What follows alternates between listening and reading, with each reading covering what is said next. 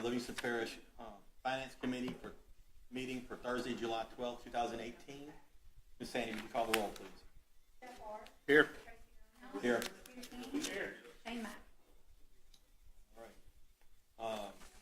Old business, discussion review the millage rates for as adjusted for tax year 2018. Ms. Jennifer, was there any questions on that? I'm assuming. Go ahead. Okay. Sorry. We'll get through quick. You have your normal package. The only thing that is not normal that you see in front of you is an estimate on the library millage, which I know there was a little bit of a question on, that we control the library millage for the library's bond. In the past, it has ranged from anywhere, I think they kept it at 1 mil for many years, and we had a little bit of a surplus, and the legislative auditor felt uneasy about us having a surplus because technically you're only supposed to assess what you need year's debt service, but the debt service amount changes from year to year. It goes up or down, and some years the 1 mil assessment is not enough to cover that year's debt service. So you have to have a little bit of a surplus. So last year we bumped up the millage assessment to 1, and this year we're bumping it up to 1.5, and it'll stay at 1.5, and you'll see all the calculations on here until the last year where it'll be like 1.15. And bond millages are not governed by reassessment years. You can change those every year to be what you need to pay the debt service. And that's separate from the libraries. I believe they have, 10 mills for operations? That's a separate millage from the library's operational mill. Gotcha. So by doing that, that satisfied their concerns about the 1 mil? Yes, sir. A little bit? Yes, sir. Now, did you? No, I was just, that's what we were discussing. I know, I was just. So, yeah, I mean, what you said makes perfect sense. Okay. All right. And like I said, your packet is normal. You have everything in there. I wanted to give it to you, and then y'all can look at it and email me or call if you have questions. I wanted to make sure John had enough time to present the audit. Thank you. Any further questions? We have new business. All right. The new business. Y'all look at the sheets. Any questions?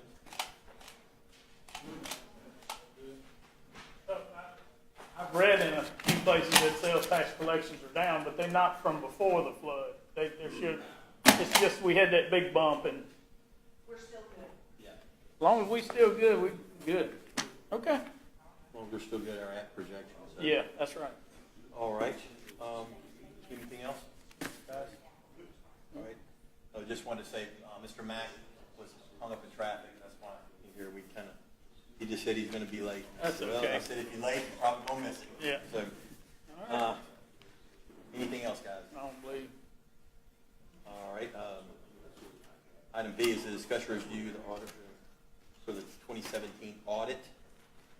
Yeah, Have anything? that's this.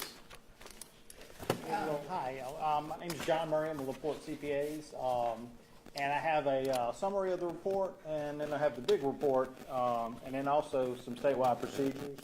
So I'll go through the summary. If you have any questions, just let me know. But we performed the audit for the year ended December 31st, 2017. And if you go to the second page, we kind of have a summary of our opinion. We gave an unmodified opinion on y'all's financial statements, which is a clean opinion on the primary government financial statements. Now, y'all's report does not include like the fire districts and component units, so it's just on the primary government. Basically, that means that we say that y'all's financial statements are fairly stated in all material respects in conformity with accounting principles generally accepted. As part of our audit, we also have to issue a report under governmental auditing standards on our testing of y'all's compliance and on testing of y'all's internal control. And so we'll go over that as well. I wanted to touch base on just a little bit of the summary of the financial statements, and those begin on page 3. For governmental, we have like an entity-wide, which includes everything, debt, fixed assets, and then we have a fund basis, which is pretty much just the funds that y'all budget off of and just has current assets and current liabilities. For the governmental activities, which like I said, that's everything except the utility fund. You had total assets of $163.2 million. You had deferred outflows relating to a prior refunding of bonds and also to y'all's pensions of $5.1 million. And you had liabilities of $70.2 million, and then deferred inflows related to your pension. So your net position at the end of the year was $97,975,000. Of course, the biggest part of that is tied up in your capital assets, and then you also have a restricted net position of $9.1 million. Your business type activities is, like I said, the utility fund. You had total assets of $7 million. I had liabilities of $2.2 and a fund balance of $4.7, and that's almost all in fixed assets. The statement of activities is the income statement for the governmental-wide financial statements, and that's on page 4. For the governmental activities, we had total revenues of $46.7, and you can see that breaks down mainly in taxes, but then you also have operating grants and capital grants. And of course, this year also included a lot of FEMA reimbursement, so it's a pretty big number for this year as well. For the business type activities, those are all pretty much user fees and grants, and that totaled $309,000 in revenues. The expenses are on the next page, and those are all broken down into your functional categories. You had total expenses of $41.6 million, and so that gave you a positive change in net position of $5.1 million. Your business type activities, you had $698,000 in expenses, which gave you a loss for the year of $389,000. The next set of financial statements is the governmental funds. And so kind of just cover the balance sheet first. The general fund had total assets of $14.4 million. Had liabilities of $1.8 million. And a fund balance of $12.6 million. And you can see that's broken down into non-spendable, restricted, and unassigned. The health unit fund had total assets of $7.6 million and liabilities of $357. So your net position on that, or net fund balance, was $7.2 million. Your jail sales tax, you had total assets of $920,000 and liabilities, which is primarily amounts owed to other funds and deficit pool cash, of $9.2 million. So that gave you a deficit. You have a deficit at the end of the year of $8.3 million on the jail sales tax. The road fund had total assets of $17.4 million, liabilities of $2 million, and then fund balances, which is all restricted or assigned for road, of $15.4 million. The next page has your other two major funds, which are your Office of Emergency Preparedness, which had assets of $658. Liabilities of $853, and a deficit fund balance of $194.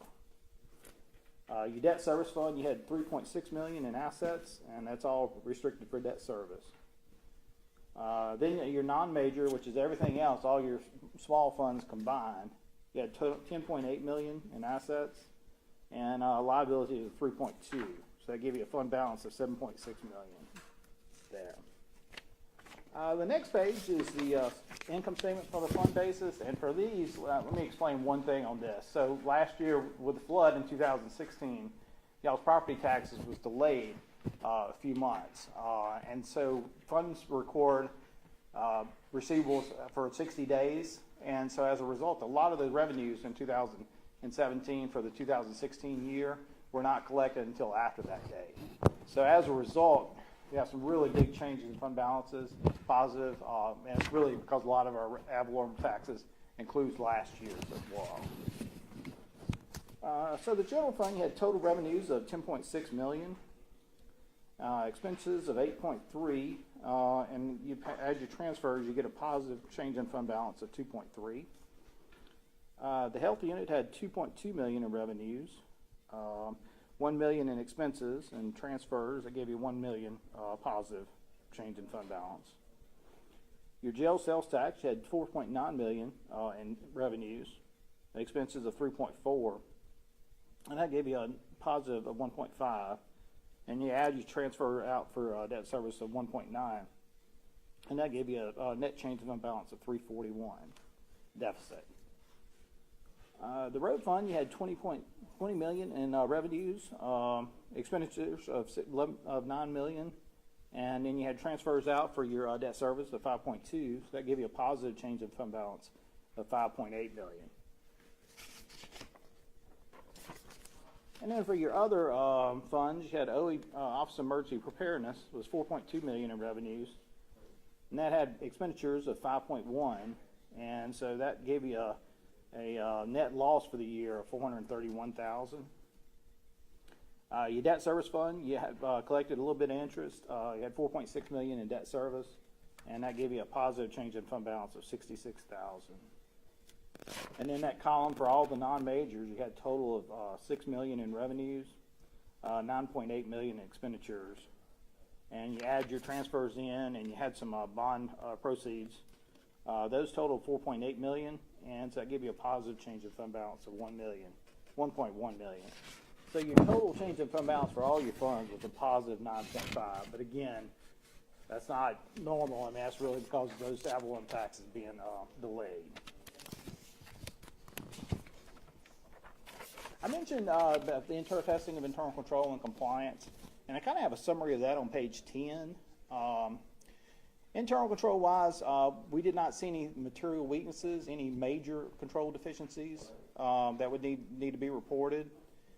We did identify one significant deficiency, which we'll talk about, and we had one non-compliance, which we'll also talk about.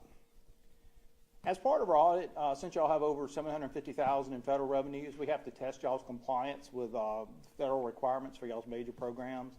And on that, we also gave y'all a clean opinion. We didn't see any material non-compliances, and basically everything, we give a clean opinion on y'all's compliance as well.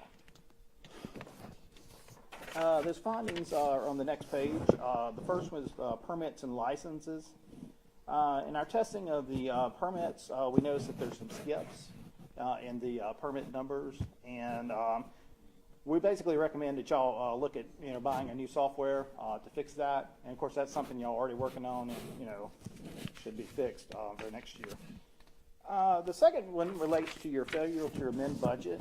The Louisiana Local Government Budget Act requires if you have variances over 5% unfavorable that you amend your budget. And so the jail sales tax had an unfavorable variance of 5.3%, and your Office of Emergency Preparedness had an unfavorable variance of 12.6%. And those two funds also had deficit fund balances at the end of the year. So we recommend that y'all monitor those, this CAL's budget and amend the budget if necessary. We amended the budget with the last meeting we had in 2017. In December, the first or the second Thursday in December is when we finalized the amendment on the budget. Okay. And so that stuff happened between when we finalized it and the numbers, which can go for 2 more months, right, and depict the revenue. That's so. correct. That's the reason for the discrepancy. You're looking at expenditures to the last minute, but you're still having to project revenue for 2 months. So it's kind of ridiculous to think you're going to hit it within 5. And the funds that always, I don't say always. Right. The budget violation finding to me is not really a big deal because the jail fund, I can guess based upon the history of the year how sick the prisoners are going to be, how many we're going to have overflow and have to ship out of Parish, but I don't always get it right. Sometimes the jail expenses are more than I anticipate them being for the last 3 months. Because we're about 2 months behind on billing. Well, and then also you had all your FEMA reimbursements and all your expenditures Right, for and that the as LoSTEP well. one is the other one that's where all the grants flow through. I can guess, but I don't always get it right. If they don't work or work faster, we have $12.5 million worth of grants running through in 2017. So, Sometimes I don't get it right. You may have some in there and they don't come through, and so it's showing you're out of compliance because it's not the right number. We waited till the last meeting. Yeah, we did it as late as we possibly could, yeah. We couldn't wait any longer. That was the last meeting that we were going to meet in that fiscal year. That was the last chance we had. I'm assuming that the auditor or the audit can't take that into consideration whenever looking. well, that's correct. And as Jennifer said, it's a finding you see Yeah. often. And there are some governments that do this. They wait till their audit's done, and then they amend the budget again and show all zeros Sure. in the variances. Of course, I'm not sure what that accomplishes, but I mean, it complies with the law. So, I mean, I think it's just something you see a lot, and it's basically just something. If we were to send it into legislative auditor without a finding, they'd send it back to us. So we kind of have to put it in there. So yeah, and so technically, for the criteria from I guess to the 1st to the 31st, and you narrow in the scope of just those numbers, we weren't in compliance. But in reality, because of the adjustment in the late, how it washed out, when we adjusted the budget, it actually was in when it's all said and done. Right, and I think y'all did what y'all could do. I mean, you looked at it in December, you amended your budget. You know, it's not like y'all just had the budget and then just kind of ignored it. You know. Yeah. We're not So, overspending. Yes. We're not getting nervous that we're overspending. It's just a timing issue. Well, we amended it and we survived December, so so that tells So you it was that. close, Yeah. that's right. for sure. So you just have to report that we are in Yeah. compliance, and it's a good thing to show, because then we can explain if we need to. Right. Okay. And they never have. Yeah, no. They do have a process, like if you have a repeat finding, but like their budget, I mean, that's just something I'll that have to they write a report. letter that explains Okay, why we have budget violations. I have to do it every year. okay, cool. So we had a summary of our prior audit findings. Of course, we had the two things we talked about, but then we also had a report on finding on our credit card testing last year. Right. And then our testing this year, that all tested out good, so that finding was resolved. And for this year, we had to do the statewide agreed-upon procedures, which the legislative auditor specifies 12 different areas that they want us to test for best practices. And so we did our testing. You know, we had some exceptions, which is just as a result of legislative auditor, says you should deposit your receipts within 1 day of collecting. So sometimes management provided responses to those, and but none of the things we identified in those statewide procedures were anything that would be a finding or a control deficiency or anything like that. So it all looked pretty good to you, Yep. or real good to you, apparently. Yeah. Yeah. Okay, Well, it's great. definitely a favorable audit for sure. Thank you, Mr. Jenner. Thank you. Thank you. Appreciate it. I think we just have to, he's gonna go through it again. Anything else, guys? I don't believe, that's. Second? I guess I'll take a motion to adjourn. You got a motion for Mr. Arbor? Yep, second. Second for Mr. Keene. All in favor, say aye. Aye.